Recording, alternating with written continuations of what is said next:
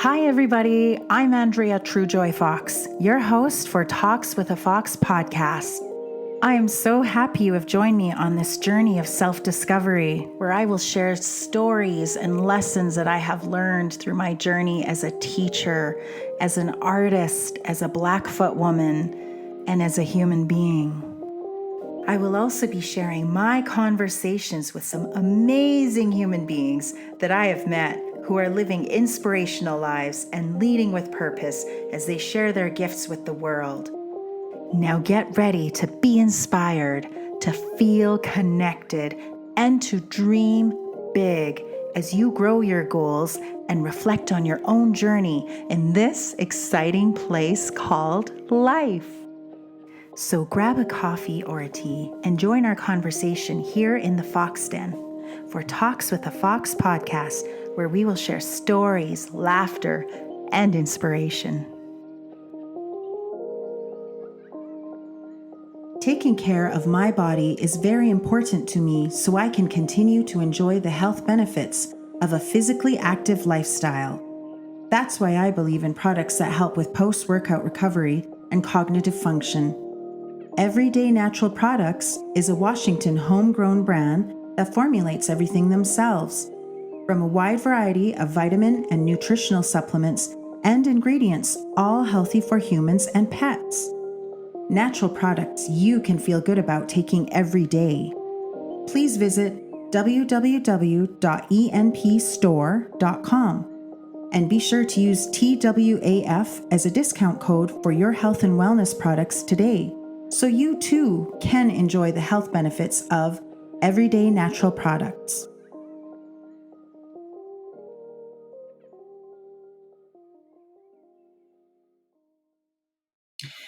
Okay, and hello, good afternoon. I am here with the wonderful Joy SpearChief-Morris, who is an Indigenous Black Canadian 100-meter hurdler.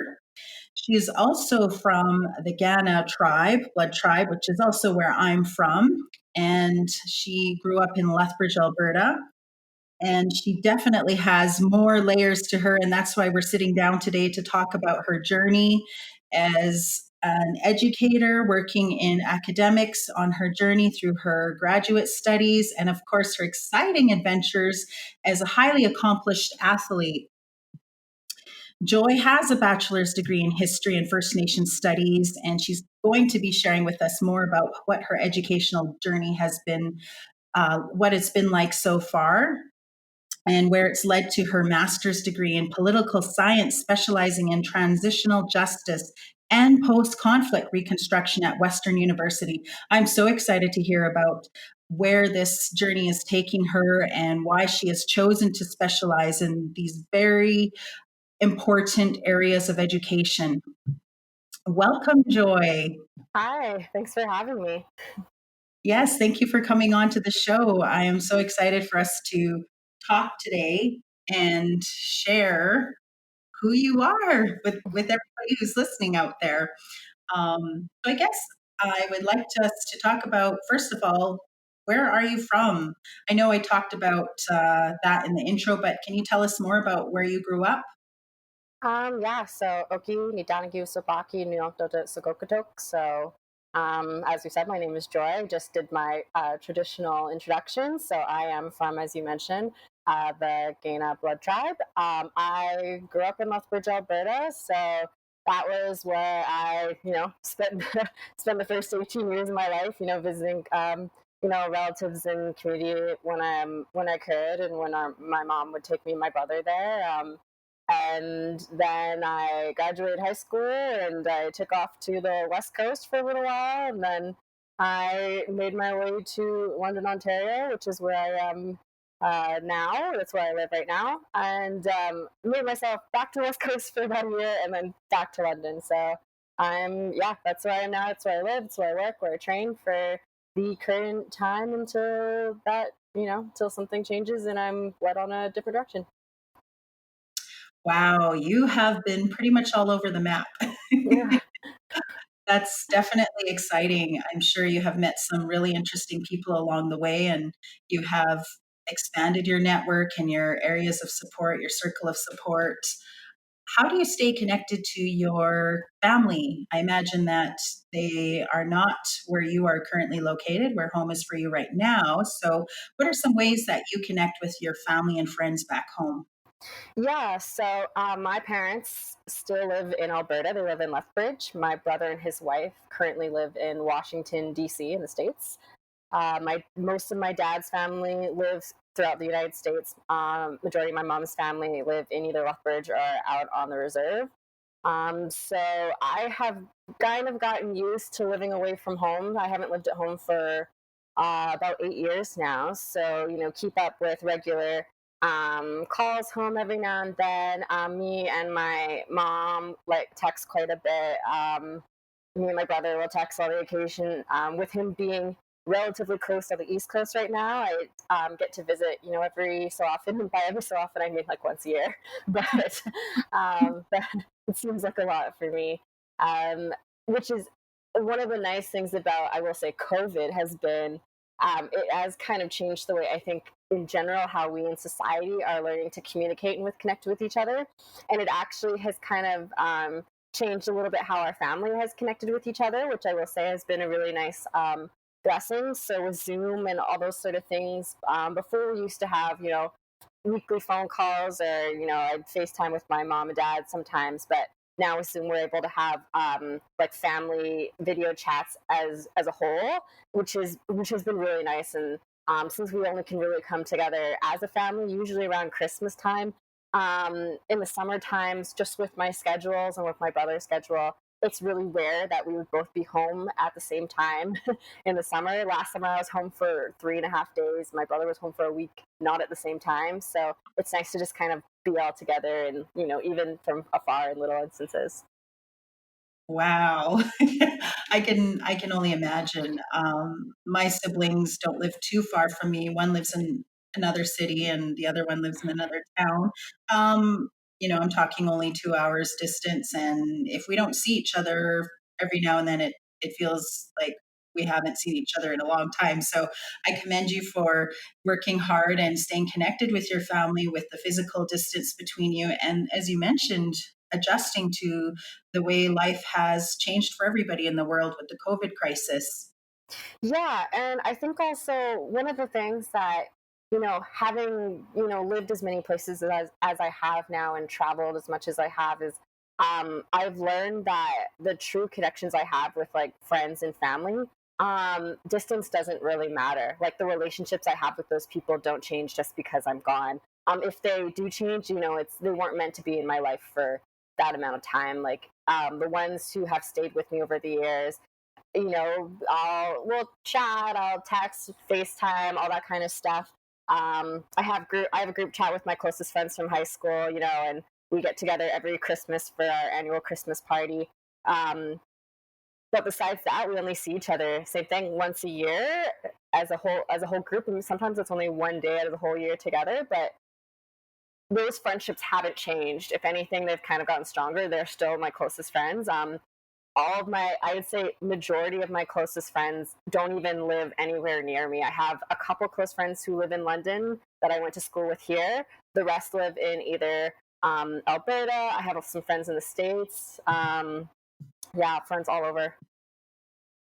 Wow, I think that is such a beautiful way to look at it. I mean, it sounds like you're very much a half cup full person. You're working with your situation with, like you said, not being able to physically be, in the same places as your loved ones, but you're making the most of it and just remaining connected. And I think that goes with the saying where, you can have those lifelong friends and you may not see each other for a long time, but the moment you get back together in person, it's like you were never apart and you just pick up where you left off. Yeah, and I find that especially even now, like I'll get into like little grooves with some friends that we'll be chatting for a lot over one thing, and then maybe we don't chat for a month, and then we pick up on the exact same conversation. Some of my closest friends, we just will randomly call each other every couple days or once a week, and it's the same thing. It's just kind of picking up exactly where the conversation ended before, like no time passes, and yeah, it's a nice. way, because there have been a lot of times where I've felt really alone with where I am, and especially in the last year, I've just had to find ways to remind myself that I'm not as alone as I sometimes may feel. Yes, I think that really helps us to stay strong, when we're physically alone, and then just thinking of how we have all these people who are supporting us and supporting you and cheering for you and following you along your journey. And I myself have been one of those people. I just want to say, Joy, that I'm super proud of everything that you've accomplished. And when I first heard about you, this was over 5 years ago, I was immediately inspired. And at the time, I was coaching cross country in Ghana for the middle school, and I was looking for role models and people in positions of influence, and particularly Indigenous influencers, because I think of when I was a kid, and there weren't too many posters of our Indigenous athletes or people who were excelling in different areas, including education and many different careers. So when I did see somebody, in the media, from my community or from the larger Indigenous community, it meant a lot to me, and it felt like, okay, the world sees me as a person, the world can see me, and I'm so proud of whoever this person is, and maybe that's something I can do someday. So it was really important for me as a coach and as a teacher to connect my athletes and my students to someone like yourself. Whether they see themselves in you or they are inspired by your journey, and knowing that part of you comes from our community through your mom's side. That's why I reached out to you. And this was, I believe, about 4 years ago.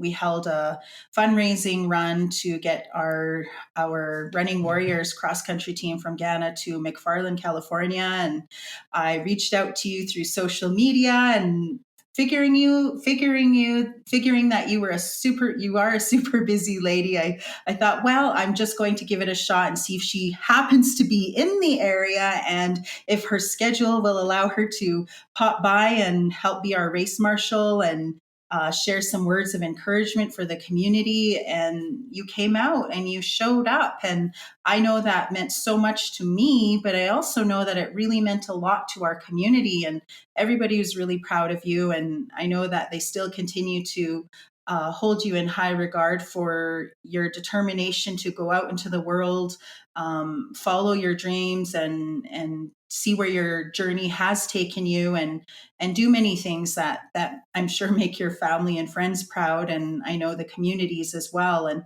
not just the Indigenous communities, the communities that I know you're connected to as well, from where you grew up, and your network, where it's expanded to, where you have the places you've gone in the world. So I wanted to make reference to that, meeting you 4 years ago, and you did your signing and you took photos with the community, and I could see the smiles, the big smiles on the faces of the children and youth who were standing beside you and posing with you. And that meant a lot, and I really respect you for that.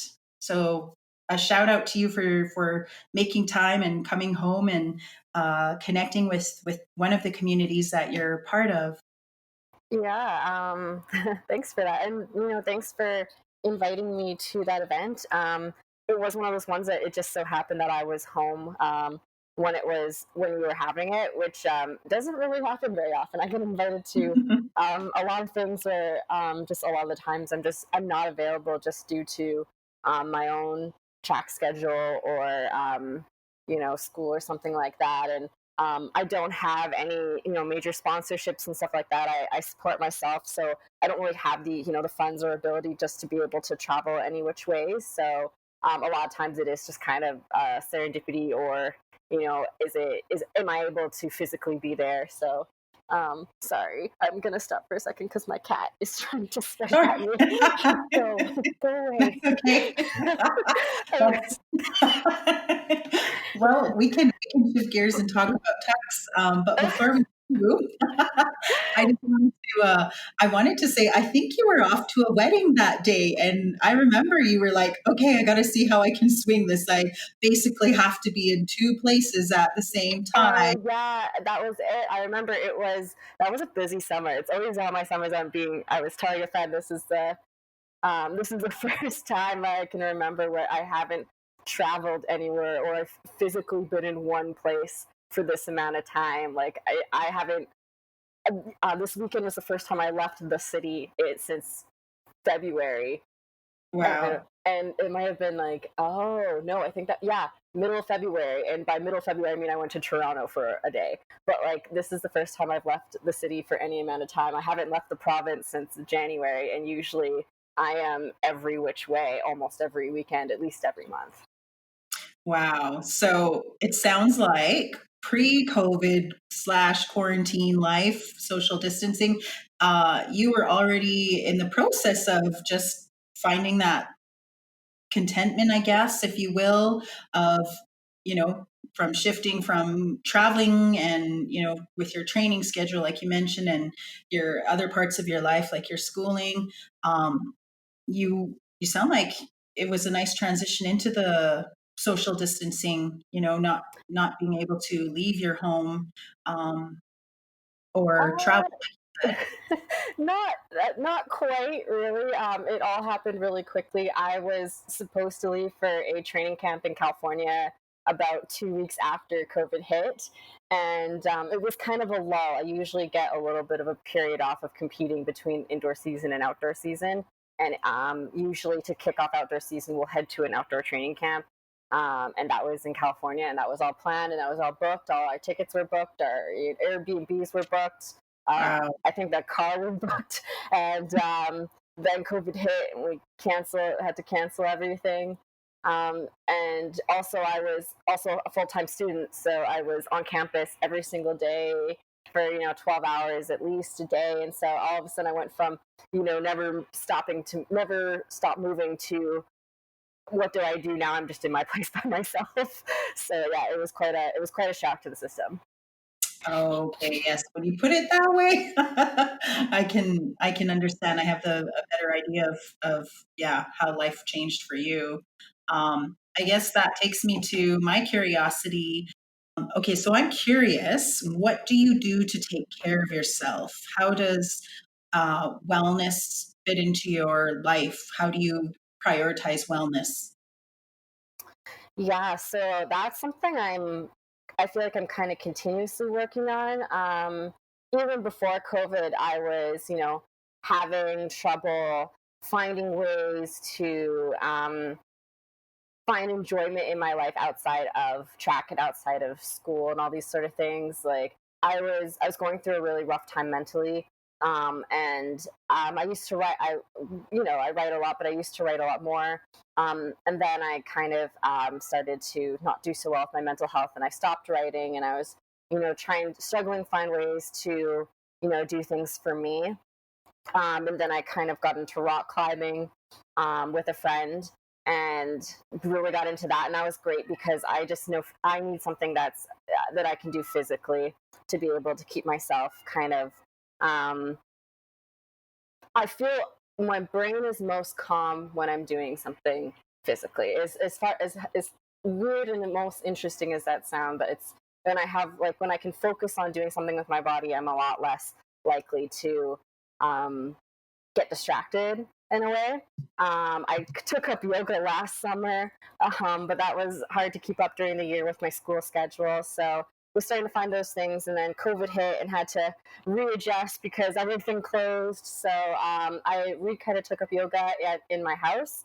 Or my apartment, and I was doing for quite a long time. Just 15, 20, sometimes 30 minutes of just yoga from like a YouTube channel Hmm. every morning just to start my day. And I found that really helped kind of center me in a spot. And I'm still doing it. I find a lot of times now I wake up and I just want to get straight to my email or something like that. So, Hmm. sometimes I have to remind myself to do that. But also with just the Olympics being postponed this year and training changing facilities, I've had to challenge myself to find ways to both stay fit and keep well. So, once a week I'll go on just like a run just for myself. And that's really nice to kind of just get the body moving and clear my head. I've gotten back into my writing, which has really helped. So, just a variety of ways. I find I'm a very, very extroverted person. So a lot of times it's even just, having a really long conversation with a friend on the phone really helps me. So yeah. I think those are really amazing ways to practice your wellness. And it sounds like being physically active, I mean, we look at your journey through athletics, that would only seem natural for you to be drawn to doing something with your body. I think it's really wonderful that you found different ways, though, that maybe don't necessarily connect to what you do in your competitive sports, such as the yoga and the rock climbing. I think those are really wonderful ways to give back to your body, and I really appreciate how um, you have to be physical to have that wellness, and I think sometimes we think that wellness is always just perhaps being in a quiet space and absolute calmness, but wellness can look like different things for different people. So I'm really happy you shared that. I'm sure there's lots of people out there who can connect to that. Yeah. And that was kind of something I always struggled with because, when I was in high school and stuff, and people would be like, "Oh, what are your hobbies?" And I'd be like, "Oh, I play sports and stuff like that." But, as I moved through university and, then out of university these last couple of years, sport no longer it wasn't a hobby. It's in a way it's really kind of like my second job, right? Like Hmm. I dedicate a large amount of my time and being to what I do, and so there were times where it's like, well, track's not a hobby for me, right? I do this every day, but I'm doing it with a purpose. And sometimes I don't want to go to the track. Sometimes I don't want to show up and do that workout, but I have to do it, and I do it for a purpose.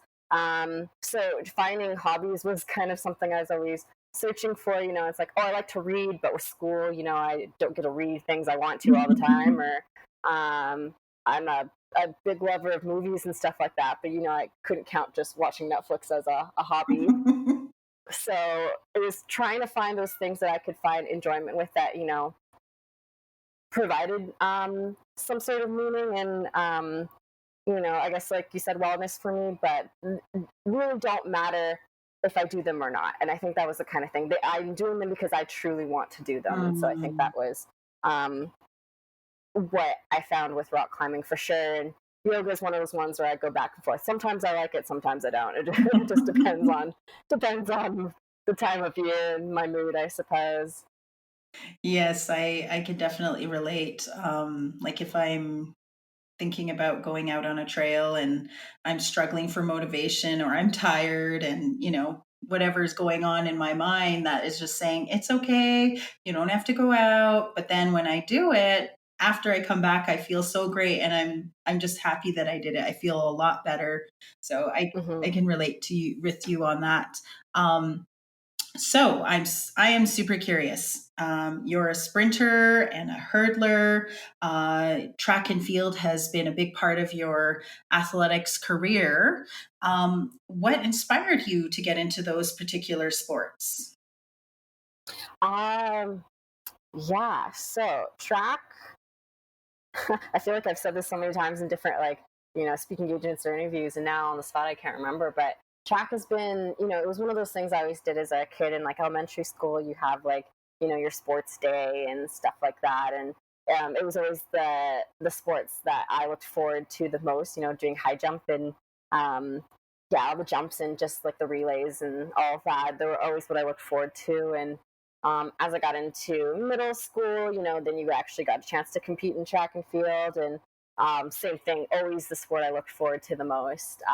My brother did track for a little bit in high school. He was a basketball player, but did track just I think for something to do in the spring. And so I kind of watched him and just being who he is. And as my older brother, I just tried to emulate everything he did. He's my biggest role model, and I'm sure he gets tired of me saying that all the time, but it's very true. And so I just, wanted to do everything he did. And so track was one of those things. And it really wasn't until I was in high school where it suddenly kind of clicked that track was something I was good at. And at that point in time, it was something I realized that I could do if I want to go to university.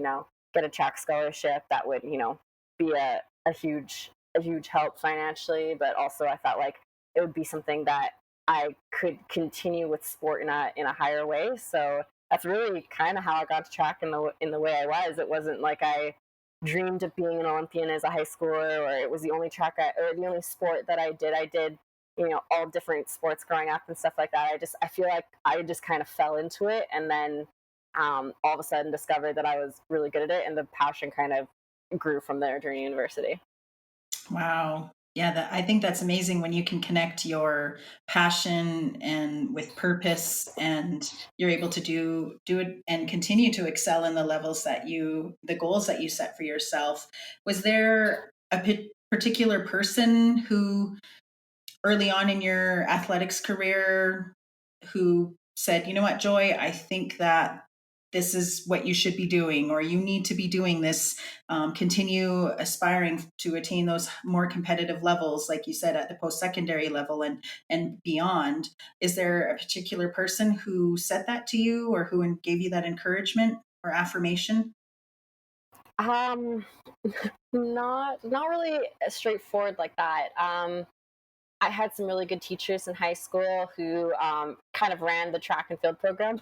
They're also really just kind of into, just kind of letting those of us students who, kind of knew a little bit about track, who, did Lethbridge Track Club in different capacities and stuff like that. They just kind of let us, do what we needed to do and support us in any which way. So I feel like I kind of really drove that path, and I also my parents as well, with their encouragement and stuff, and wanting us to go to university, never pressuring us or forcing on us, but just wanting us to do the best that we could at everything. And so going to university was one of those things. And also, just my brother is about 5 years older than me, so by the time I was in high school, he was already in university, playing basketball, varsity basketball. So he did it. I wanted to do it too. So I think that's wonderful when you can have a friendship with your sibling. I think it just adds that extra layer of support, and and they're not just your sibling; they're somebody you can really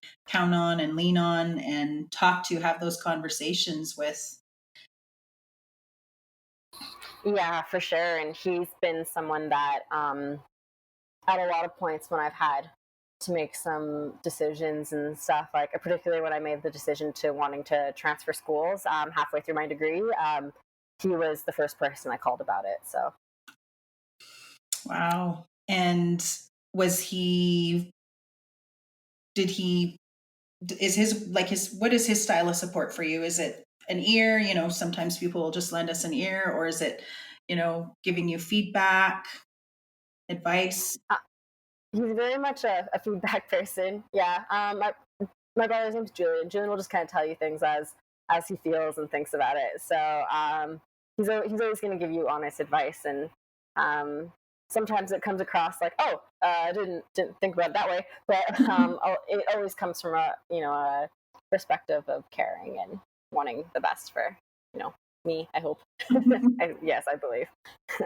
Well, I think that you come from a very strong family, and they seem very well connected. I had the joy of meeting your mom last year. I had invited your brother to be a keynote speaker for the Indigenous high school graduates in the public school district, and Mm. his speech was very inspiring. And I know that a lot of people from the community were very proud to see, where his journey has taken him through, being a Harvard grad and moving on into his career in law, and how he's representing many people in different cultural groups. And then your mom and I got to sit together and have dinner because she came to hear his speech, and it was really wonderful being able to sit with your mom. And I can just from that time that I had with her, I can really see how you come from a very supportive family, and they're very much about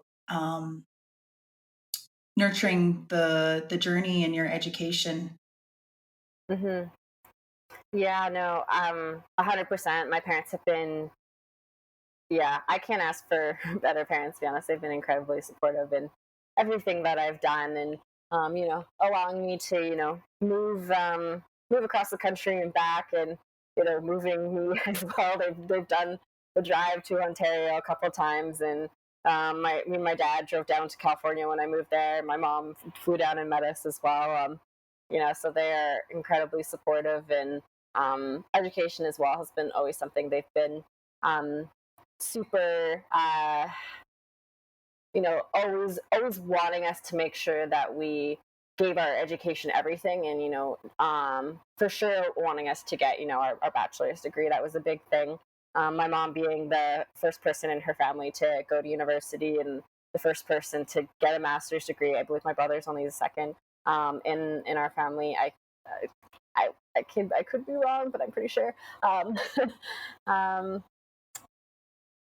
and I lost my train of thought. You may have to re-edit that. But yeah, just always just wanting us to have the best and achieve the best that we could, and education was always really important part of that. So that brings me to I want to know why you chose Western University.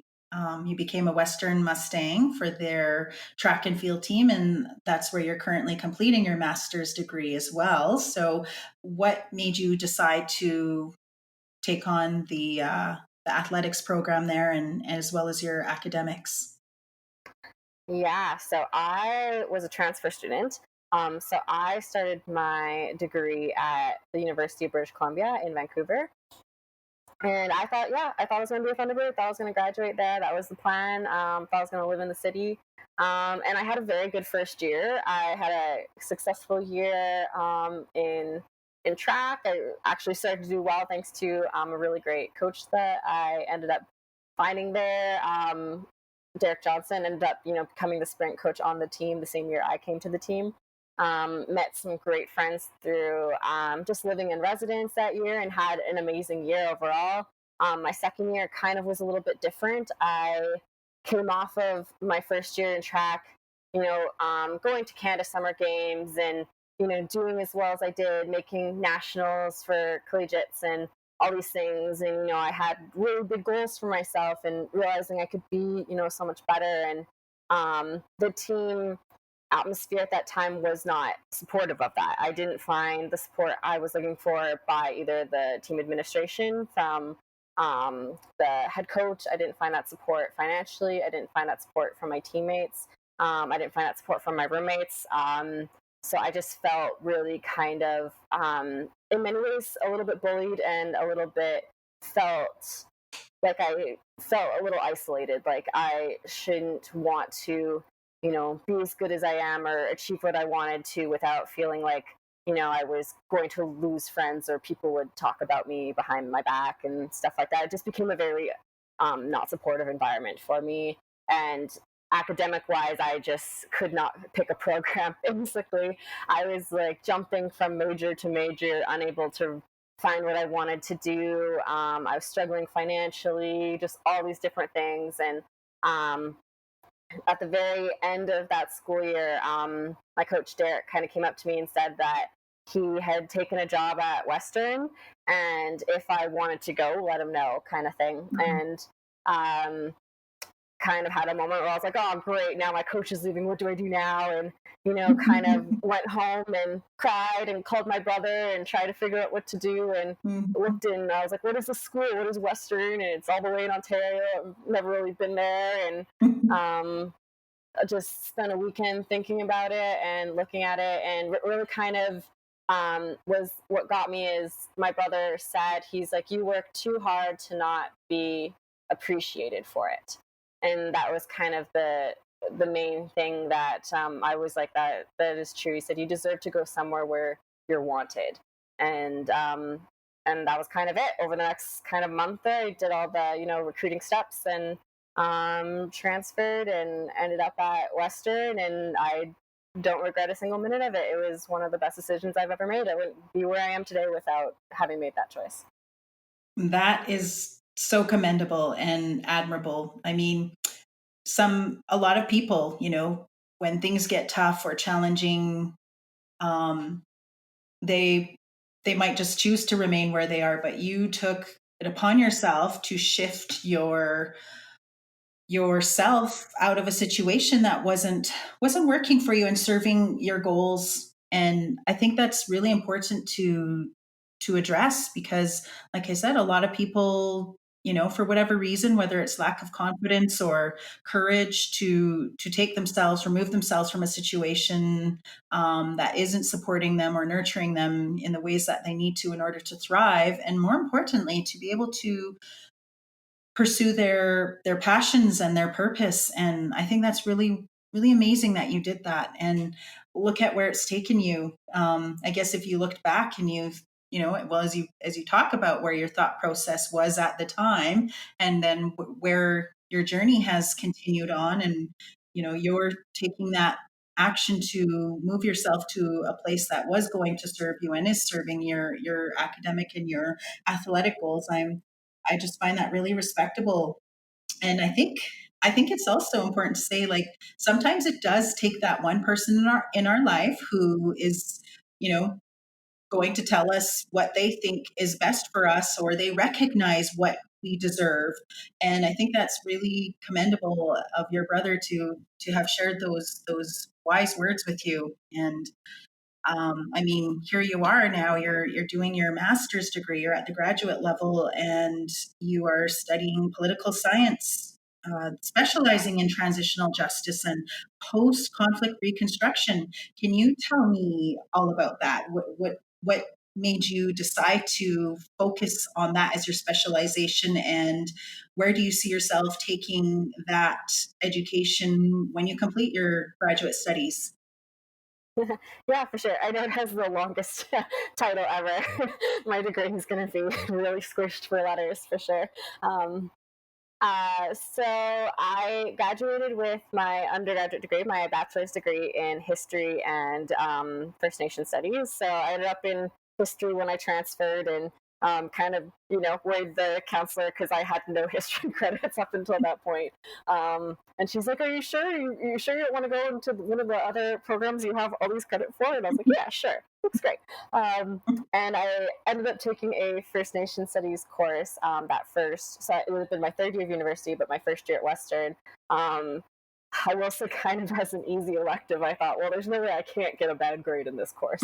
Um, and it was one of those courses where I just realized how much it was kind of the missing link in my academics that I was missing. Like, it finally made what I was studying kind of fit and kind of gave it purpose. Sorry if you could hear Tux. Okay. Yeah.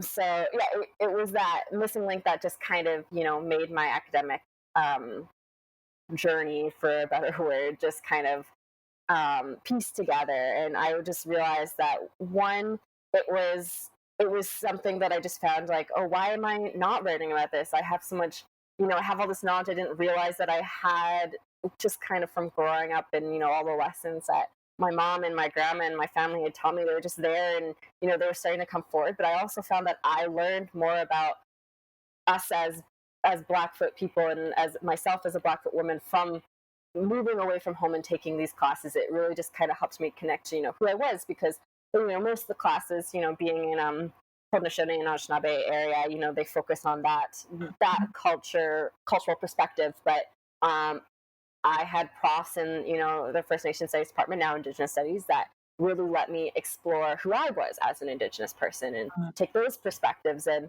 then I found ways where I was working it into my other classes. I was finding ways to finally assert my perspective and myself into my history classes, whether it be you have to take world credits in history. So I was taking, like, history of Japan until the modern era, and I was talking about the similarities between the Ainu Indigenous people in Japan and residential school people in Canada, residential school survivors in Canada. I was doing those comparisons and just finding ways that really made it worth it. And I ended up being very happy with the degree I had when I did graduate. Mm. And then you graduate and you're like, oh, what do you do? And I knew, graduating, having been in school for 5 years, I did not want to do a master's degree unless it was something I was 100% truly interested in. I knew I wanted to go in graduate school eventually, but Mhm. I decided, let's move to California. Let's try being a full time athlete. School will be there when I want to. I thought perhaps I would. Um, I thought perhaps I would do a policy degree. I kept lying to people because they're like, "What do you want to do when you grow up? What are you going to do with a history degree?" And I was like, "Oh, I'm going to be a policy analysis in Indigenous politics in Canada." I don't have any idea what that meant, but that's what I would say to just kind of get people off my back. And I was like, Mhm. "Yeah, I'll go into Indigenous policy eventually," and wanted to look at these top policy schools. And the more I looked at them and the more I learned about policy itself, the more I realized it was not the fit for me. The more I was just like, yeah, this is too slow paced for what I want to do. But I knew that I wanted to do something that was gonna, have change and meaning for Indigenous people on a national level. I knew I wanted to be in that field. I don't want to be an MP or in government or that specifically, but I wanted to be, working on those levels. So when I moved back to Canada in 2018, I was like, okay, maybe I should start looking at master's programs because I'm not finding the type of career I want to right now. And, only doing track is making me crazy. I need to have something else going on. I went to school. Okay, let's see about going back to school. But same thing, I'm not going to do just a master's degree. So I wasn't going to do a master's of history. So over that summer, I just kind of opened up my laptop and just looked at pretty much every single post-secondary graduate degree program that Western had, and I kept looking for something that was going to spark some sort of interest for me. And I came across the Center for Transitional Justice and Post-Conflict Reconstruction. Realized it was cross-departmental, so there was a lot of options on which perspective to take it from. Um, and the more I read about it, the more I realized this is the type of work that I want to look at. I want to look at how does Canada um, in itself deal with its conflict in a sense of words with Indigenous people, and how does it move towards reconciliation. And I was like, well, that's exactly what I want to look at. So I knew I was going to be in that specialization program. I had to find a home community, so I ended up just emailing every single professor on that list till I found someone who would be willing to talk with me and maybe supervise me. And I ended up with the director of the center. Her name's Joanna Quinn, and we just clicked right away. She was in the political science department, and she is my supervisor right now. So that's how I ended up in the degree I am. Wow. It's very applicable to everything that's happening right now, the climate out there around things happening in Canada and the injustices that are happening in Canada and the United States. So I think you've picked a very important area of research to to get involved with, because like you said, it's, policy is wonderful, and in the sense when it can be written in a way that is going to change processes for the people that are affected by it. However, um, taking an active role in other ways, I believe, is how you can create change. It doesn't have to, you don't have to wait to be at the level of writing policy, but rather, I believe, inspiring those policymakers by living through your advocacies and activisms. People such as yourself who are furthering their education in these areas. So I myself am personally curious about, what you're studying. And when I was reading through your blog, I looked at the different. Uh, I looked at the different um, uh, narratives that you have been sharing and perspectives, and I really appreciate it as a woman and as a Indigenous woman as well. So it's great to know there are women like you out there who are going to be part of these change makers and inspiring change. Not I'm not talking in 50 years from now, more like in the very near future, and we're starting to see that more so. I'm especially recognizing the different Indigenous women in Canada, for example, who were behind, for example, the Idle No More movement. The matriarchs who are coming forward and sharing their stories and their wisdom, and it's everyone from young youth like Autumn Peltier to the grandmothers who continue to share their knowledge with us. So I feel very happy and inspired that you're part of that change process, and I commend you for that. And I know there are going to be and already are lots of young people from all different areas, different cultures, and in this case also in our community, who are looking at people like yourself to be part of those change processes and to really help shape and shift where we have been placed within politics or within education and even athletics. So um, I want to acknowledge that, and I just wanted to express that to you. Yeah, thanks so much. And it has been interesting, doing a graduate degree versus an undergraduate degree. And I've learned a lot about academia, and I've, been able to kind of start to narrow down, I guess, basically what is it I want to be when I grow up. And it's been it's been a really good process. I'm going to talk to you more about this. I'm just going to feed this monster because Sure. otherwise he won't be quiet. So you can give me 5 minutes No to worries. just get him off of my back. Sorry. That's okay. Okay, can you hear me? Yes. Okay, sorry. He usually eats at 7, and then this is the type of day where he gets just like annoyed like crazy. So he wasn't gonna stop. So at least if I fed him now, he would hopefully be quiet now. Well, Um, it's the day he knew you were going to record a podcast, and he's like, of I want in on that. of course. And I was just listening to him be like, be quiet. But then he thought I was playing, so then he's like swatting at my arm. I'm like, okay, I'll just go feed you. But How long have okay, you had him? hmm? Talks. How long I've have had you? him for just over a year. Okay, Yeah, okay. yeah. So he's 2, so he is just a little baby, and he acts like one. Um, yeah.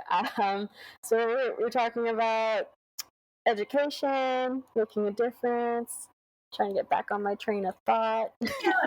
Well, we were discussing your area, your specialization in your master's, and I wanted to ask you about your blog, your website, because that's an extension to your athletic and your academic and all the other layers that make you who you are. That's an extension to you. So, joyspearchiefmorris.com. Um, Mhm. there's your blog on there, and you have different categories. You have your life and your athletics and your education, and I believe political science as well, politics. Um, is there a particular blog past or present, that you want to speak on? One that has just been something you would like the audience to know more about? Yeah. So I'm just gonna talk about kind of about my blog as a whole because it has been a little bit of an evolution. Um, so I may jump back and forth with my degree because they kind of fit. But I started the blog in 2017 after I graduated university, and I moved to California and was pursuing training full time. And I thought, wouldn't it be cool to kind of have this blog where I talk about, this whole journey of being a post collegiate athlete and, my journey towards the Olympics. And I thought I would, pretty much just write about what it was being a athlete and my perspective through that, and, how things were going and stuff like that. And that's how it started.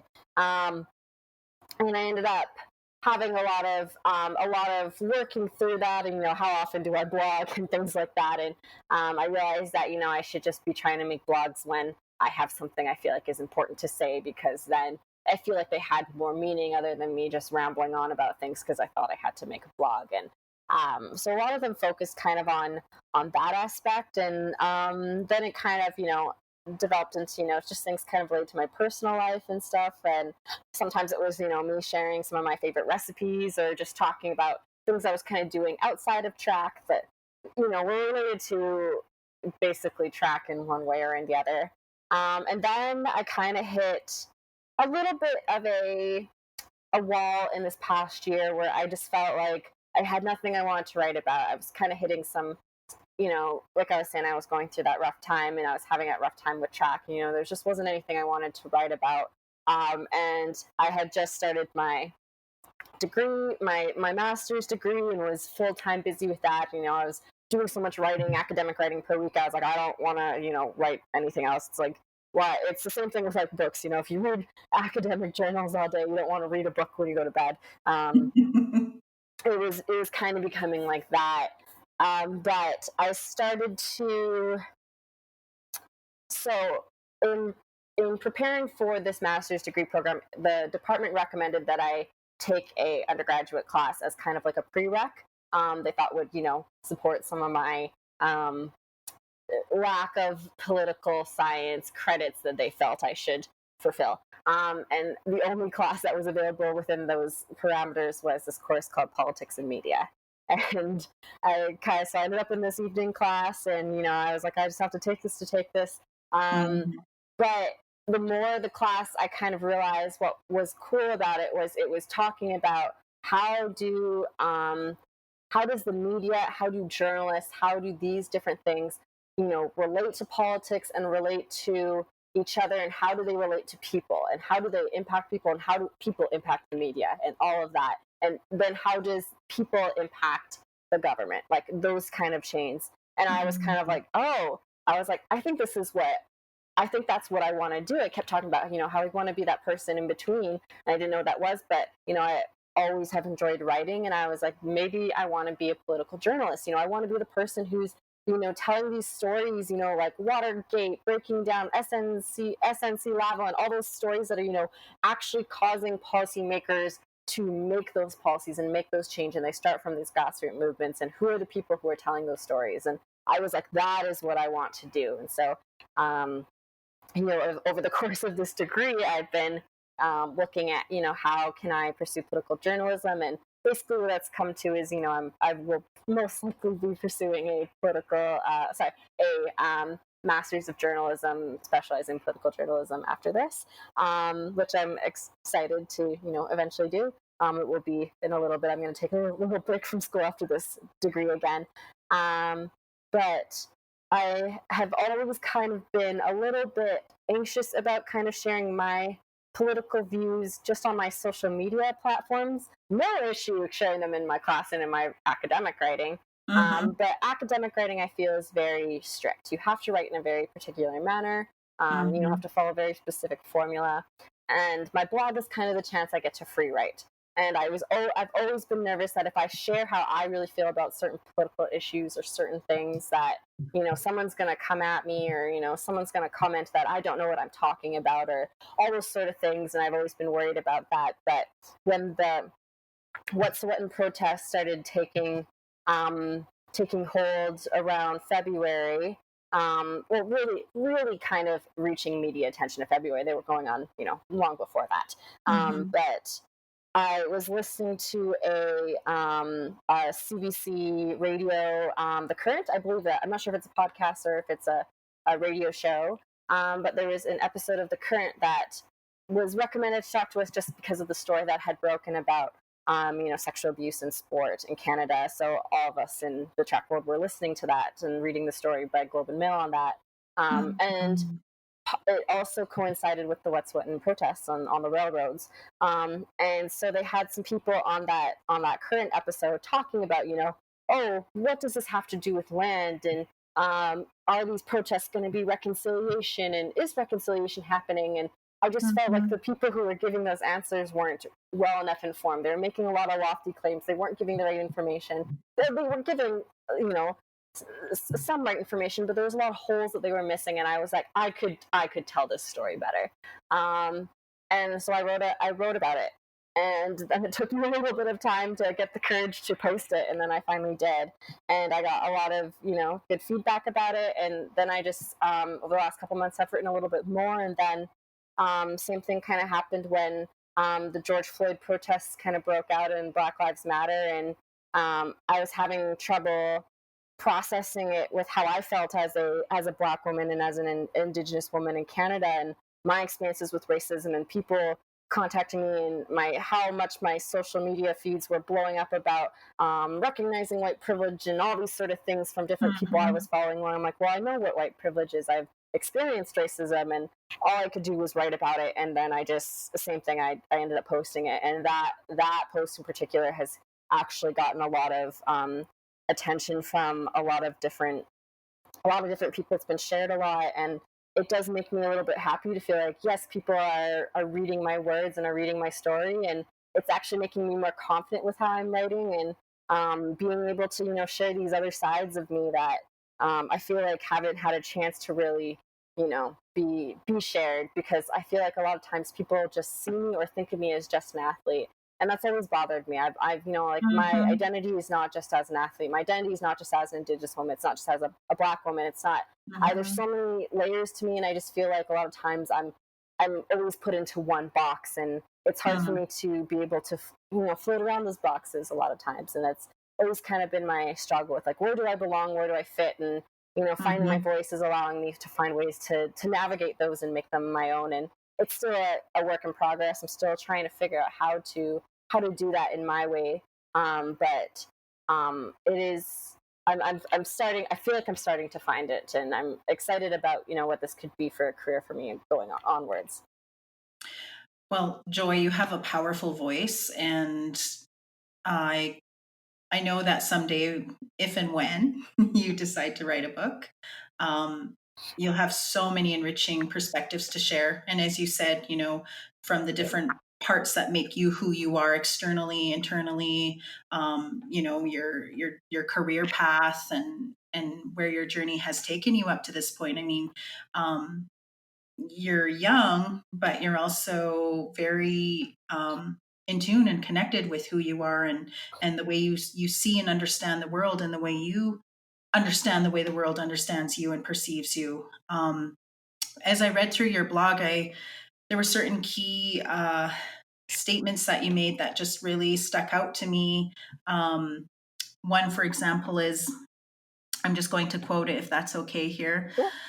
Uh, Embrace the feelings of discomfort. For me, when the way that connected with me is when I'm asked to talk about what is reconciliation or what is this answer or this grandiose solution to reconciliation.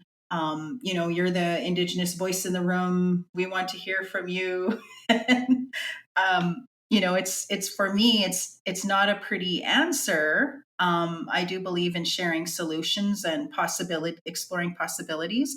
And one of my foundational beliefs is that it's not going to be comfortable if we're going to talk about truth and reconciliation processes in Canada, for example. Well, it's not going to be comfortable. In fact, we need to get used to the idea of being uncomfortable. We, as in whoever I'm speaking to, and most often it's not Indigenous people, because we have been uncomfortable for hundreds of years. So, we're Mm-hmm. going to talk about the truths of things, and it's not about blaming or pointing fingers, but you know what? We need to recognize what has happened and what is still happening today, if we're going to really look at how we can change the way things have always been done, so to speak, to the treatment of Indigenous people, and that sentence, embrace the feelings of discomfort. I love that, and in fact, that's one of my own personal uh,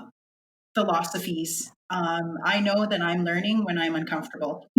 as a as a teacher, I remind my students that if you're uncomfortable right now, whether we're learning math equations or we're in health and we're talking about an uncomfortable subject such as sexual health, and adolescents aren't always comfortable discussing those types of things.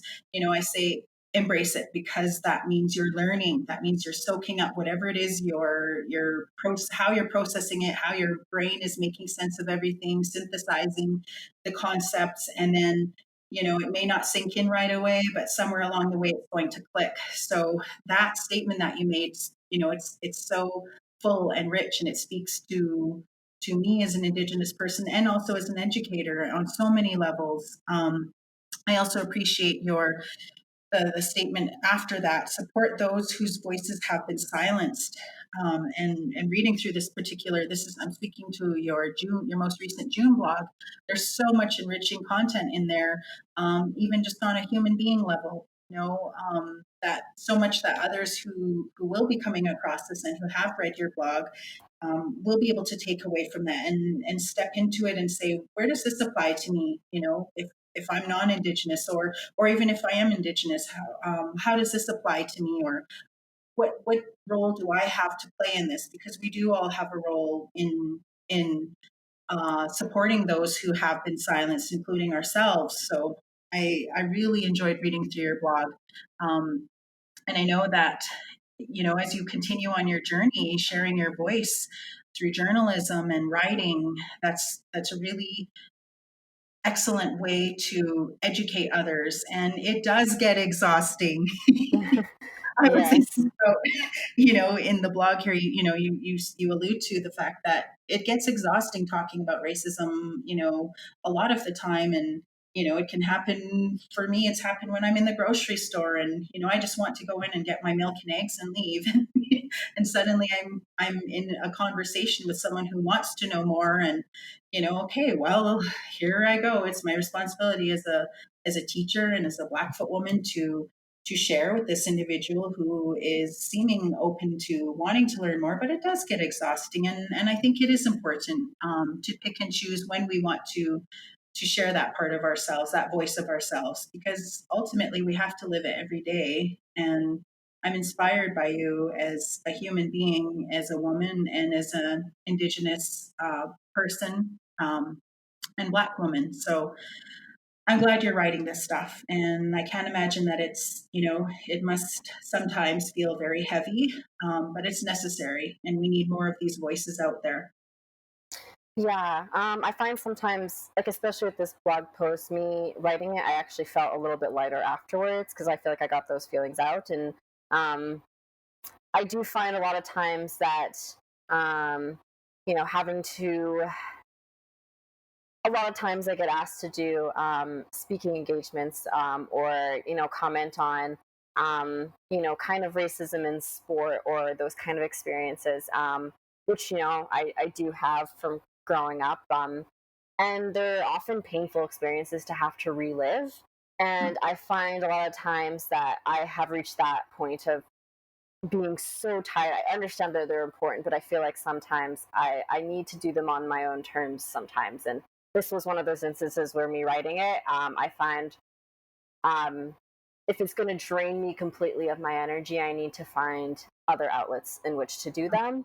Um, and so when I was, you know, speaking of embracing the feelings of discomfort, a lot of times it is, you know, like, you know, embracing, you know, if you are a non-indigenous or a non-person of person of color, you know, it is embracing in your own, you know, feeling of what does privilege mean? Really understanding what does privilege mean. And Mm-hmm. I know having some conversations with my friends, you know, majority of my friends from growing up, but also currently are not people of color. So they are all going through different processes of learning what's happening. And, you know, some of my friends I've had known since I was 3. One of my friends gave me a call and she was just like, and not that she didn't, not that she had to apologize or felt, but she was just like, I never realized all of these things growing up that you were experiencing that we had no idea. And it's true, but that was a really kind of a great conversation that we had. And you know, our friendship's not affected in any which way. We maybe now, maybe if anything, we have a more understanding of each other as full human beings from where we came from and stuff like that. But you know, it was, you know, being able to engage in those kind of conversations and those feelings on both of our ends. But I think it's also, and for me, it's, you know, being comfortable, finding ways to be comfortable in sharing these views I have in different avenues. So, you know, it could be through my blogs, and it's even through my academics. I have a tendency to kind of, you know, put like disclaimers on myself on my writing to like, out of fear of, you know, being judged or, you know, people coming after me for what I say. And I'm really trying hard to stop doing that, especially when I'm writing. So if I'm, you know, writing about my research for my master's degree looks at the land claims process and treaties, and looks at does this process, does the modern treaty process equal reconciliation? And I don't believe that it does, but not being afraid to write that and not being Yes. afraid to feel that it's wrong. I find a lot of times in my academic career I've been um, told that my perspective is wrong, or I've been told that what I say as an Indigenous person, as an Indigenous person who didn't grow up on reserves, as a mixed person, has been, I don't know what I'm talking about. I don't that I'm wrong. I've faced that in different arenas, in different classes, in different places, and I'm having to unlearn that and learn that no, what I do say has meaning. What I do say matters, and I'm not wrong. I know what I'm talking about. I know how I feel. I know where this comes from, and that's been a really big process for me in even in academia, and learning to be confident in my voice and not let it be silenced by people who may not agree with it. Well, you're living what you are writing about. Like you said, let's to be a voice for the silenced and to be your own voice. I believe that we can be our own best advocates because we know our own story better than anybody else does. And to be able to articulate that, along the way will help someone else who hears your story and hears your validation of who you are. I think of our youth who are seeking that leadership in the next generation of leaders, people in your age range of young leaders, but who have lived experience and who have that powerful voice and who are able to influence and inform and educate and continue to live through your passions and with your purpose. And that's so important. Our youth are looking for that, and it makes me feel good as a teacher and as an Indigenous person that our youth now have people to look to for these avenues of, okay, well, what is it I want to do? What is my purpose? How can I, one person alone, one young person alone, I say, for example, someone who's in junior high and who's thinking about their life beyond, after they graduate from high school. Well, how can I be that one person to make change in the world? But really, it starts with one person, and from there it grows. And we need to continue to hear and see these voices of our people represented in media. And because it's not only important to see ourselves, but more importantly, it's to hear our authentic voices, because the narratives that have been written about us in history and, through movies and all sorts of other media forms has not been accurate. So we are really the ones to tell our story best. And it makes me feel good knowing there are people such as yourself out there who are sharing your story. And I 100% agree. I first felt that with sport, and especially like when I was in high school, particularly, I didn't want people to know that I was Indigenous because of the stigma and growing up in Lethbridge and the way things were, and are still is there was such a, I felt just kind of a fear of having people stereotype me in those ways, and feeling so much of an other already because I physically don't look like the majority of people in Lethbridge and my classmates and everything. And so I just really tried to not reject, but I really hid that part of my identity because I just was desperately trying to survive high school. Mm, And then by taking those classes in at Western in my undergrad and really kind of reconnecting with who I was, I felt more of a sense of pride in saying who I was as an Indigenous person. And one of those as well was the Western Track Field every single year partners with the Indigenous Student Center to do this youth track and field day, and the Western team act as volunteer coaches to all of these grade 6 and 7 youth who come every single year to this event and through the track events. And so when I was on the team, I was a volunteer at that event, and I just remember feeling just a sense of happiness for the event. Also, I felt like I had just a little bit of a responsibility to just be myself as an Indigenous person, and say that I was an Indigenous person and an Indigenous person in sport. And so the one thing I did was just kind of not really thinking too much about it, is I changed my Instagram. You had to do like your little title under your name or whatever, and I just said I was an Indigenous Black Canadian hurdler athlete. And that was kind of it. And I didn't really think much about it, but in my head I was like, I want to be that role model, because for me growing up, I couldn't really name any Indigenous athletes out there. Maybe a couple across all sports in Canada. I really had my brother to look up to, and but there weren't any. And now, as as an adult, and kind of being more in these fields, I've met other high level Indigenous athletes, and I've learned of all these other athletes, but that took a lot of research. They weren't names I could drop off the top of my head. Like, everyone knows who Kobe Bryant, Michael Jordan, Michael Phelps, all these people, like all these role models that they had. But how many Indigenous athletes could you name off the top of your head if you weren't surrounded by them and you didn't see them growing up? And I always thought that was a shame, and that was always something that I felt like, I wanted to be that role model I didn't have growing up as an Indigenous woman in sports. So I just wanted to, be that example in any which way it could be, even if it was just on social media. So, and I still kind of believe that. I think that, as you were mentioning earlier, representation is really important, and it's important for our youth, and us, even as adults and as people, to see people like ourselves, achieve things. That's one of the things that I don't think enough people are kind of realizing, but in ways it's kind of coming through in this Black Lives Matter movement, as well as this idea of representation. And a lot of the brands and stuff that I follow on social media are working at promoting Black and Indigenous and people of color businesses or profiles, or companies, all these influencers that don't get seen because of racism and because of systemic racism, who aren't given the attention. It's an initiative that we started this week with the work that I do with the Indigenous Student Center. We are trying to bring light to those voices and celebrate them, and in different ways and across all different fields, across all different areas and avenues and environments and stuff like that. Just sharing those voices and giving light to those people, because it's important that they're seen. And like, I know that I have my own failures with that as well, because a lot of people I may follow maybe aren't necessarily people of color, just because of my interests in different things. And I'm working harder at finding, I love following fashion blogs on Instagram, for example, and I probably don't follow enough Black or Indigenous owned companies, and I've really worked harder at making more of an effort to follow those companies, and just see them in myself. And it's really enlightening, and it really is inspiring to see, like, ooh, look who's doing these really amazing things, like Indigenous Fashion Week. I was excited for 2020 Indigenous Fashion Week, and it's been postponed. But one day I'll go.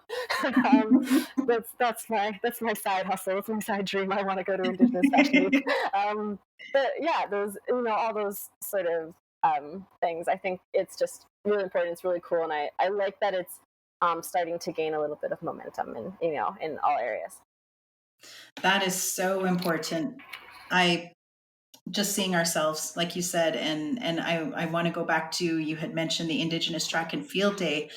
I think even for the youth that attend that day, whether they're aspiring to increase their experiences in high competitive athletics, or just simply to attend a post-secondary after high school, those days, I know as a teacher, are so important. I know that when we take our students on field trips, they come back, and sometimes it's the one student who's more introverted, maybe less engaged in class or in their schooling, and maybe even with their social circles. But those types of days really can have a profound impact on youth. I have seen it firsthand myself as a teacher, when we come back from events like that, and especially if they were led by Indigenous people, leaders and educators, and people doing some amazing things from across our Indigenous communities.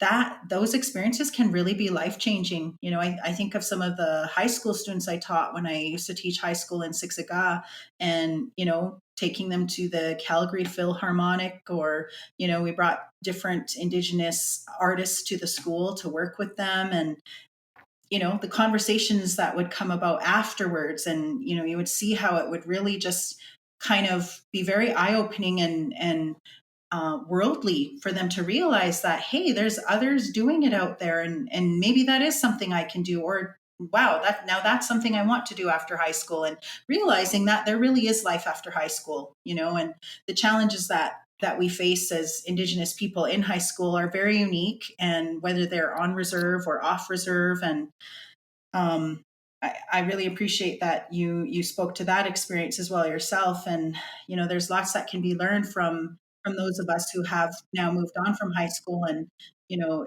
I always remind my students it's all temporary. What you're adolescence and just growing up in general, and high school, the drama that comes with it, and finding yourself. And then you add in the layers of perhaps being one of only a few Indigenous spaces in the classroom. Just hang in there. You're going to continue. There's bigger and better things for you after this point in your life. And again, if I was in the classroom right now, I would be talking about people like you. I would have people like you on my walls, which I did. I had Oh, pictures of you in my classroom, and right next to like Billy Mills and other people, inspirational people doing different things in from our community. So it does matter. And I wanted to ask you, with all that you have experienced up to this point in your life, so many amazing accomplishments. I look at your list of achievements through sports alone, and then where your exciting journey is taking you through expressing your voice in your graduate studies, and then reading through your blog. What is one thing, if you could choose one thing, that you are deeply proud of in your life right now? it's. I wouldn't say it's necessarily a thing, but if I had to pick something I'm most proud of, I think, and it's taken some work to get there, but I think it would be that I've had the courage to start over so many different times. Because I transferred and I moved to London. I didn't know anybody when I moved here. I moved all the way across the country. I scared my mother for sure. I remember that when we first came to London, she was very freaked out.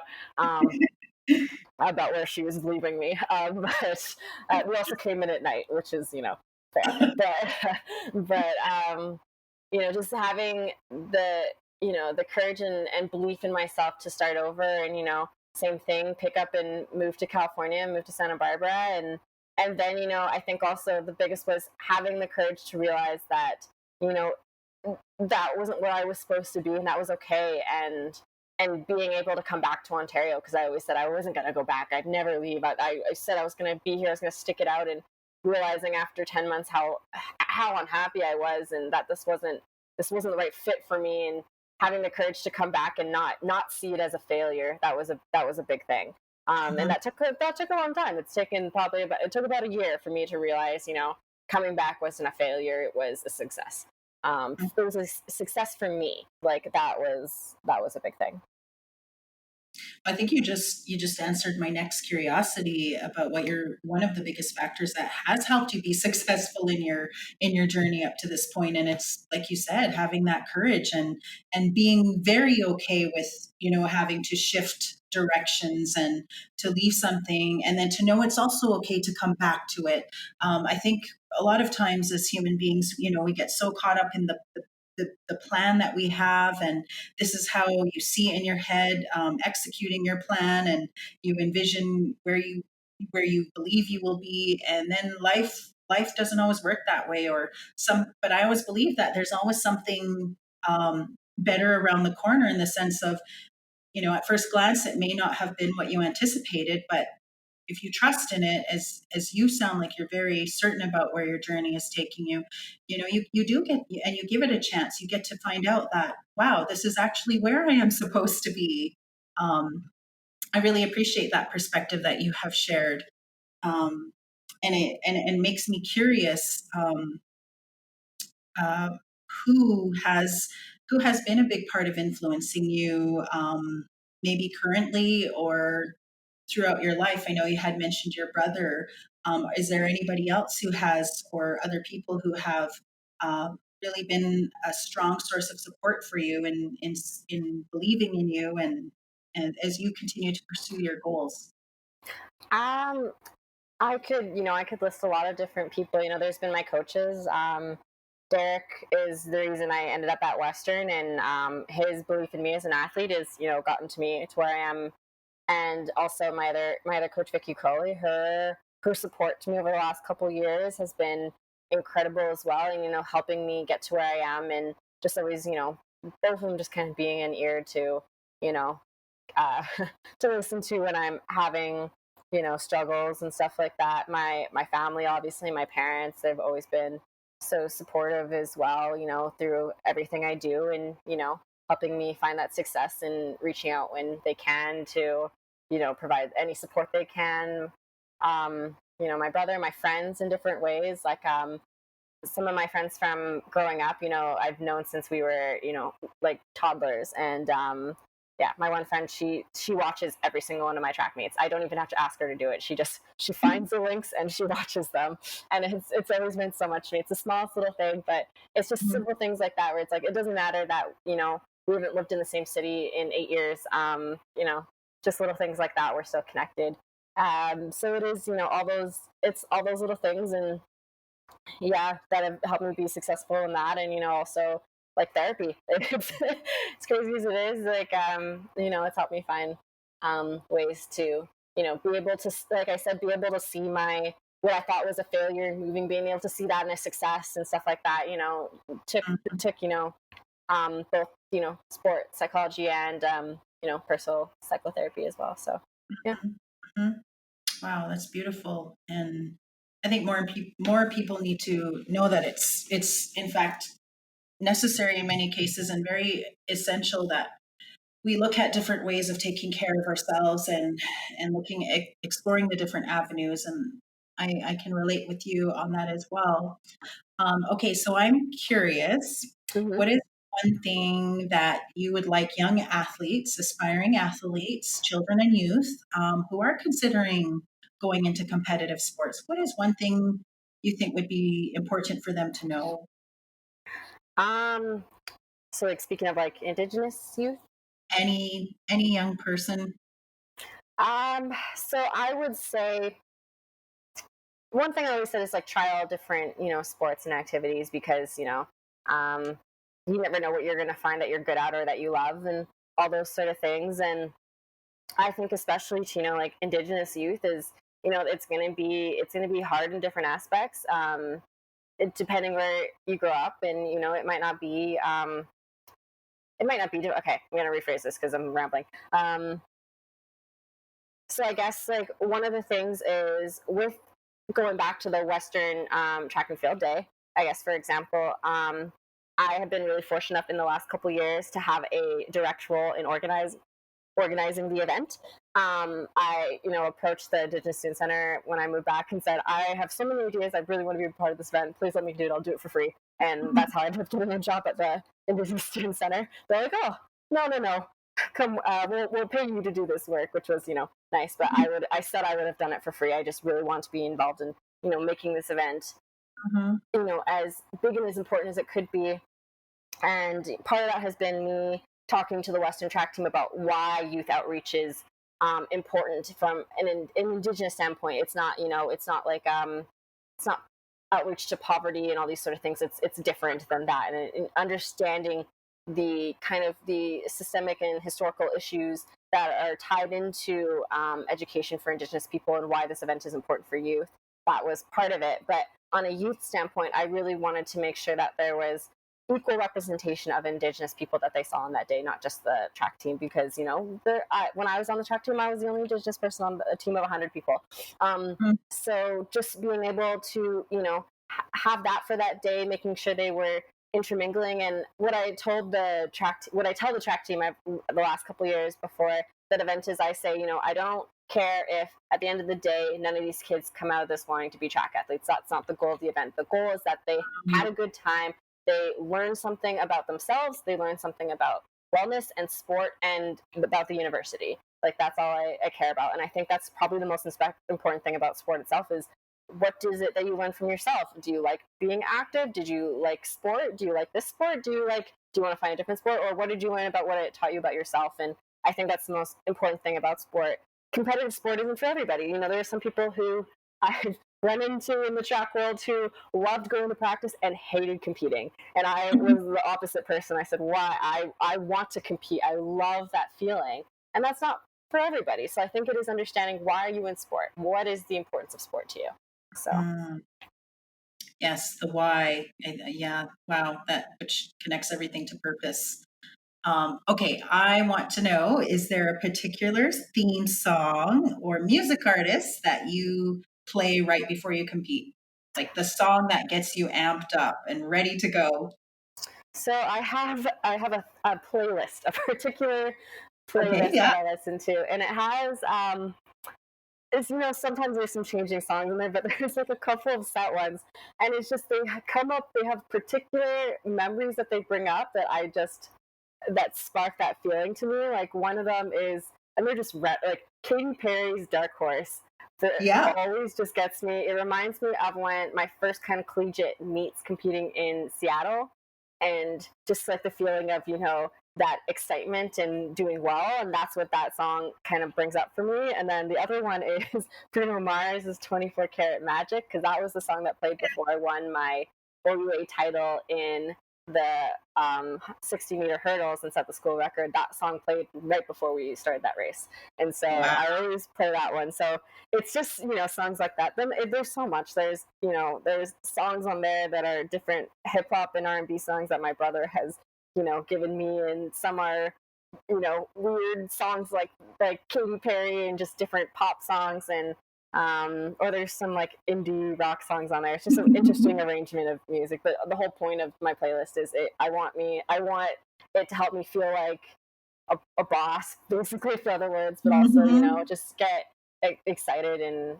in that competition mood. And because I always play the same playlist when I warm up for meets, it kind of mentally puts me in that same mental Mm. place, because I play the same. So I'm listening to my warm up playlist, means I'm warming up for a meet. So I usually don't actually play that playlist any times. Like if I'm working out, like just working out like at home or at the gym, I'm playing different playlists. It could just be like, whatever's top 40s on, or it could be some summer playlist that I put together, or I have a Mhm. workout playlist that's a bunch of like songs from the early 2000s and 1990s. But it's a different playlist because I need to be in a different mind frame. I have to. My coach always said you have to become a different person when you're a sprinter and competing, because it's a rough world in the sprint world.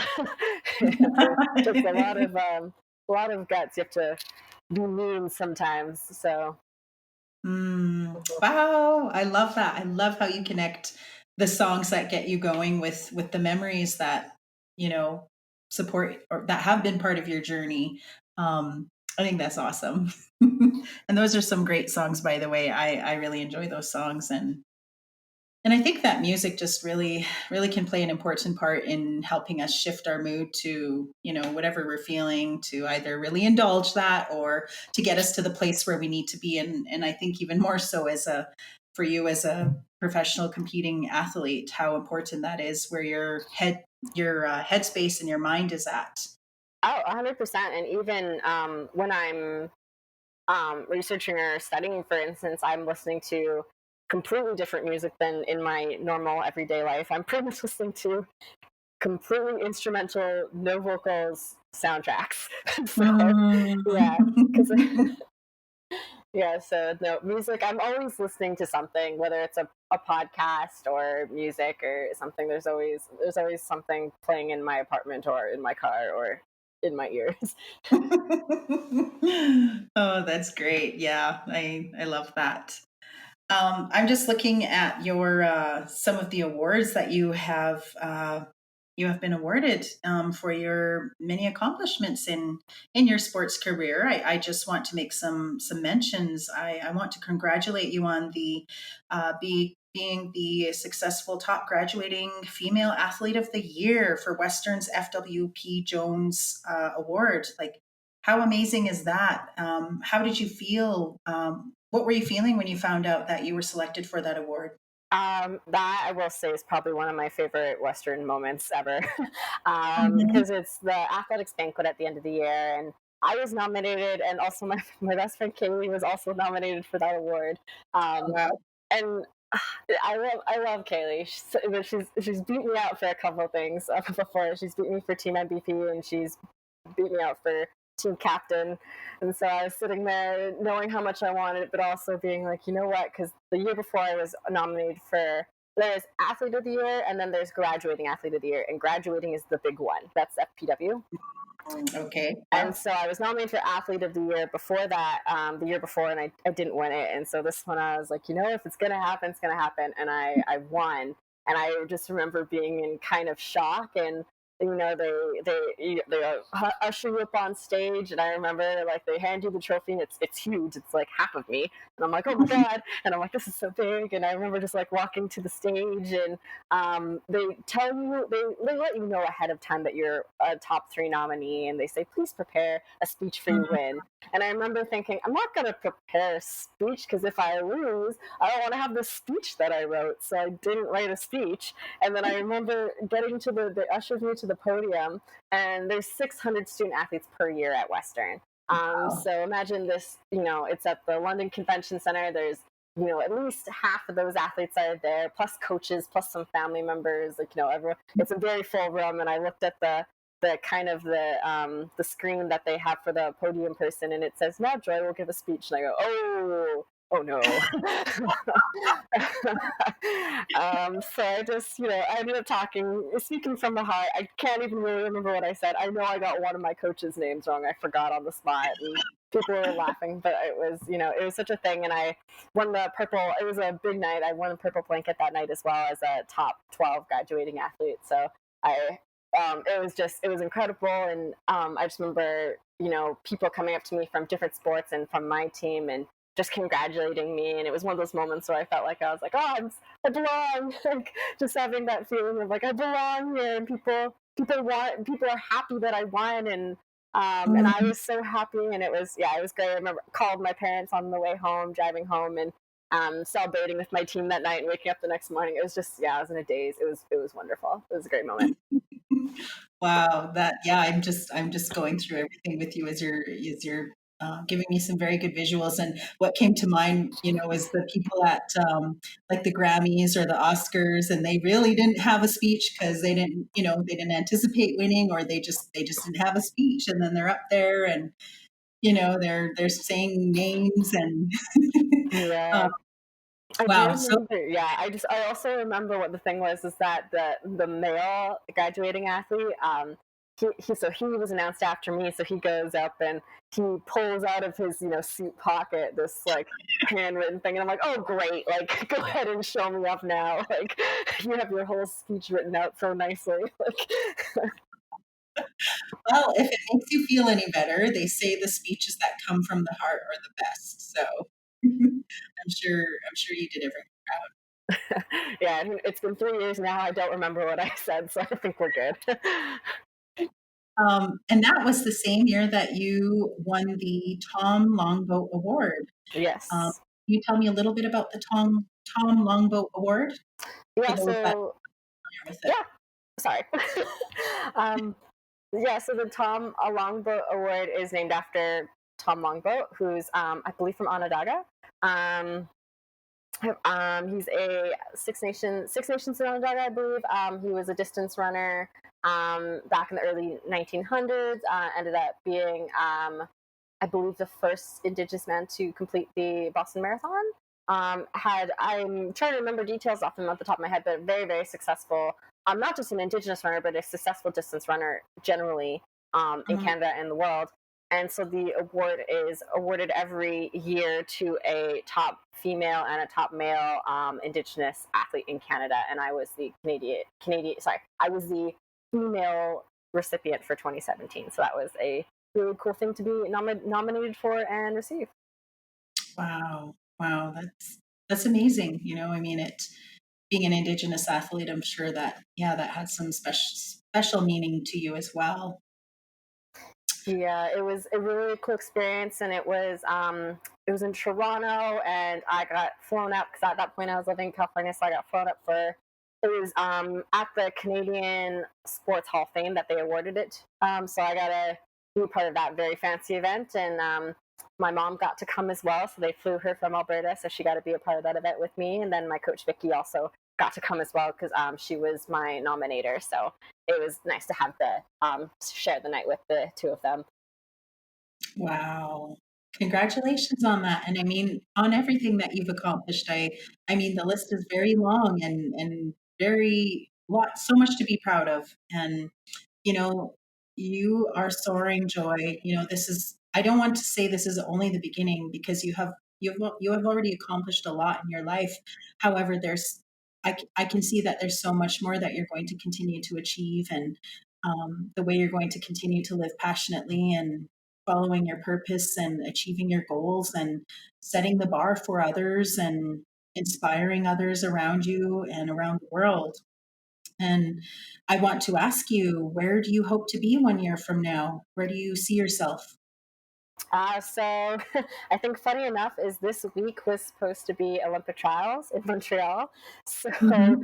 I'm betting a year from now I will probably be at Olympic trials for next summer. That is my goal. So I'm hoping to make the Olympic Games for next year in the 100-meter hurdle. So and then from there, just next phase of my life, I want to pursue journalism and and start pursuing a career and all that. I today forgot how old I was, so um, I was, those thoughts on when I run. Sometimes, your mind wanders, and I was like, where am I gonna? I was having kind of those thoughts of, okay, so I'll this do, this, and then I'll be this old, and then I forgot how old I was. So, um, yeah, so I will be 27 next year. Yes. So still lots of time to figure out, even though a lot of times I feel like I'm running out of time with my 20s, but lots of time to figure out what I'm going to do.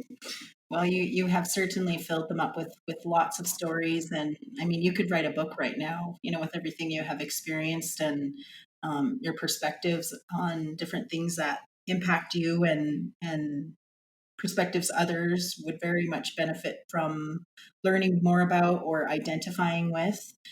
Um, So I want to move into the final four questions as we come to a close with this very exciting and inspiring conversation that we have had. I mean, you have me feeling so inspired. I have ideas that have popped into my mind, but I'm so engaged with what you're saying. I'm making little mental notes along the way and hoping I remember them. But I know that we're all rooting for you. I want to say that, with your aspirations to compete in the 2021 Tokyo Olympic Games. We're all rooting for you, and everything else that you continue to do from here on. But I like to finish off the podcast with a couple of final four questions. Just and really, the fun of it is that I want you to say the first thing that comes to mind. So basically, I'd like you to take no more than 10 seconds to answer. Even Okay. then, I think I'm pretty generous. Oh, okay. Okay. First one is, what is one word that describes you? Bubbly. I don't know. I think that was like what people used to say to me when I was like in elementary school. But I think when I'm really truly myself, that would probably also describe me. Okay. Um, where is one place you would love to live for 1 year in the Oh, world? just for 1 year. Yeah. Honestly, I would love to live in like London, England. Not the London. I live in a London, but I'd like to live in the nicer, cooler London. Okay. So you've hit the London, Canada, and England is next. Yeah, I love like British fashion and style and blogging and all food and all of that sort of stuff. I would just love to live there for a year, just a year though. That's it. have, have you been there before? I have not been to England yet. Okay, okay. Well, that's definitely on your bucket list for sure. Hmm. Okay, favorite team? Team? Yes. Oh, I'm just gonna say the Lakers because it's like a family thing, like Uh, it's like I wouldn't say maybe necessarily like the current Lakers, but the Lakers in their prime with Kobe Bryant, because okay. my it's that's we grew up with Kobe, and my brother being so big into basketball, like he's his Mhm. hero. So those Lakers Christmas Day games, that's what we did. Now it's the Golden State and Raptors Christmas Day games that we watch, but yeah. Yeah. Yeah, but that would that's off the top of my head. I love watching professional sports, but like on an occasion, like I'm a big March Madness fan, but I'm not going to watch, every single weekend, every single game. Yeah, yeah. And I don't think you have the time to either. I would rather spend my time watching reality television, which is my guilty pleasure. Yes, I was just about to ask you that. What is your guilty pleasure? Oh yeah, it's reality television. I'm a major fan of The Bachelor. It Mhm. may be my favorite. Well, now they have Netflix has got into the reality dating shows. So like Too Hot to Handle and the what's it called? Love Is Blind. Oh, those are Yeah. prime shows. I love them. I just love mindless television sometimes. Mhm. Yeah. I was wondering about those shows because for me, one of my guilty pleasures is just reading about the celebrities. I go onto Us Magazine on my phone Mm. and I just cruise through and I'm always seeing, little stories about the people in the reality shows you just talked about. And I'm like, okay, is that something I want to explore? To actually know who these people are that they're talking about. Oh yeah, no, I just love watching these people's edited lives play out in front of me. Well, I just want to say your blueberry muffins looked very, very delicious. I have to know, have you explored other recipes since your highly successful baking experience with the blueberry muffins? Yeah, so I've actually gotten into a little bit more baking. I share a lot of my cooking and my baking on my Instagram. So I have been really big. I got into the banana bread thing before COVID, I will say, but since COVID, I've made quite a few loaves. I started doing cornbread. I live alone, so I have to find ways to entertain myself. So I made my own little cooking show on my Instagram stories with the cornbread because ended up with my dad always makes cornbread, so I got his recipe. But then, because I got dad's recipe, mom said I had to try her recipe, and then my supervisor gave me her recipe, so I had three. I've done two, got one more to work through. So I've been taste testing those recipes. I tried making cinnamon buns, and I'm like a pinch cook in normal life, so Yeah. baking is hard for me because it has to be so measured. So there Mhm. are a lot of times I fail. I made cinnamon rolls, and the first time they failed. They did not rise. They like looked like I had like a before picture, and I always share my mistakes as well. So I had a before picture, and then the after picture was just a harder version of the before picture. Um, but then I tried again with a friend gave me a different recipe, and I tried again, and I used the proper flours and yeast and all those sort of things, and they worked out better. So I can make cinnamon rolls. I can add to my list as well. Yeah, but the hard thing is because I live alone and I make all this baking, it's great. But then I end up eating like a 12 thing of cinnamon rolls by myself for a week because no one else will eat them. So, Wow, I love that for you and Tux. yeah, the little guy is on a diet, unfortunately, so he's not allowed to have any human food. But his favorite snack is popcorn. If I have it, he will come from any point in the apartment and dig his face into the bowl. Aw. Cats are great. And that was actually one of my questions. I have quite a few here Oh, keep in the fun going. just randomly picked, but that was one of them was cat or dogs, cats or Ooh, dogs. And you already answered that one when I heard Tux. yeah. Oh yes, yeah, I have a cat. It's funny because a lot of my friends are dog people, and I've always like me and one of my closest friends who I train with. Her name's Caroline. She's a huge dog person. She knows every single dog breed, all those sort of things. And we always joke because I'm like, yeah, I like dogs. I want a dog, but I just prefer cats. And she's always like, yeah, but dog people are always like dogs are everything and cats are like the devil. But like it's like you can't have that's how I always feel dog people are. It's like they're just so against cats. And it's like I think dogs are fine. I just prefer cats. So They have sort of an elite reputation. They're very selective and they don't come to you, you go to them. mm-hmm. Oh, very true. Wow. Well, this has been just very enlightening, and I'm so excited for our listeners to have some really deep and inspirational, thoughtful takeaways from our conversation and from your story, more importantly. And I really do look forward to continuing to follow you on your journey through education, your writing, your journalism, and your athletics, and everything else that you do and will continue to do in this world, Joy, because you certainly have a special spirit, and I know that you are already making a difference in the lives of many by being who you are and sharing your story. Well, thank you, and thanks for having me.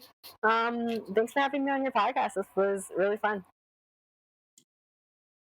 All right. Well, thanks for coming on, and I hope you have a wonderful rest of your year. And I look forward to seeing what you do next. All right, that sounds great. Okay. Have a great day. You too.